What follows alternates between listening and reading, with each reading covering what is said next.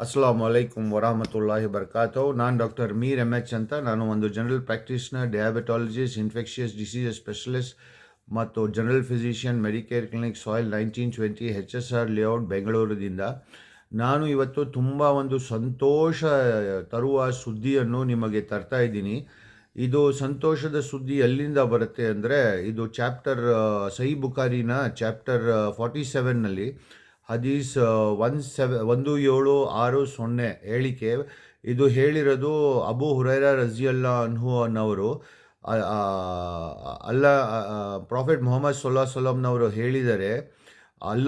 ದೇವರು ಪ್ರಾಫೆಟ್ ಸಲ್ಲಲ್ಲಾಹು ಹೇಳಿದ್ರಂತೆ, ನಾನು ನಿಮಗೆ ತಯಾರು ಮಾಡಿದ್ದೀನಿ. ಯಾರಿಗೆ ತಯಾರು ಮಾಡಿದ್ದೀರಾ? ತುಂಬ ಭಕ್ತಿಯಿಂದ ಪ್ರಾರ್ಥನೆ ಮಾಡೋರನ್ನ. ಏನು ತಯಾರು ಮಾಡಿದ್ದೀನಿ ಅಂದರೆ, ನಿಮ್ಮ ಕಣ್ಣು ಏನೂ ನೋಡೇ ಇರಲ್ಲ, ನೀವು ಕಿವಿ ಏನೋ ಕೇಳೇ ಇರಲ್ಲ, ಮತ್ತು ಯಾರೂ ಈ ಭೂಮಿ ಮೇಲೆ ಅದ್ರ ಬಗ್ಗೆ ಕಲ್ಪನೆನೇ ಮಾಡಿರಲ್ಲ. ಅದೆಲ್ಲ ನಾನು ನಿಮ್ಮಿಂದ ಬಚ್ಚಿ ಇಟ್ಟಿದ್ದೀನಿ.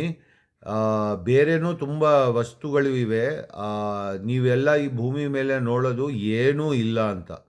ಮುಂದೆ ಅಬು ಹುರೈರನವ್ರು ಹೇಳ್ತಾರೆ, ನಿಮಗೆ ಓದೋಕ್ಕೆ ಬರ್ತಾ ಇದ್ದರೆ ನಿಮಗೆ ಗೊತ್ತಾಗ್ತಾ ಇತ್ತು, ಒಂದು ವ್ಯಕ್ತಿಗೆ ಅವನಿಗೆ ಖುಷಿ ಕೊಡುವಂಥ ವಸ್ತುಗಳು ಏನೇನೋ ಬಹುಮಾನ ಅಂತ ದೇವರು ಇಟ್ಟಿದ್ದಾನೆ ಅವರಿಗೆ.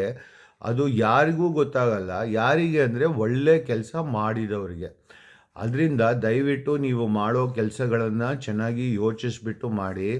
ದುಷ್ಟ, ದ್ರೋಹ, ಇದು ತೊಂದರೆ ಕೊಡೋದು, ಬೇರೆದೆಲ್ಲ ಕೆಲಸಗಳನ್ನು ಮಾಡೋ ಮುಂಚೆ ಒಳ್ಳೆ ಕೆಲಸ ಮಾಡೋದರಲ್ಲಿ ಎಷ್ಟು ದೊಡ್ಡ ಬಹುಮಾನ ಅಂತ ನಿಮಗೆ ಅರ್ಥ ಆಗಿಬಿಟ್ರೆ, ನೀವು ಯಾವತ್ತೂ ತರಲೆ, ತೀಟೆ, ಬೇರೆಯವ್ರ ತೊಂದರೆ ಕೊಡೋದು, ಬೇರೆಯವ್ರ ಕಷ್ಟ ಕೊಡೋದು, ಇದೆಲ್ಲ ಮಾಡೋದು ಬಿಟ್ಬಿಡ್ತೀರಾ.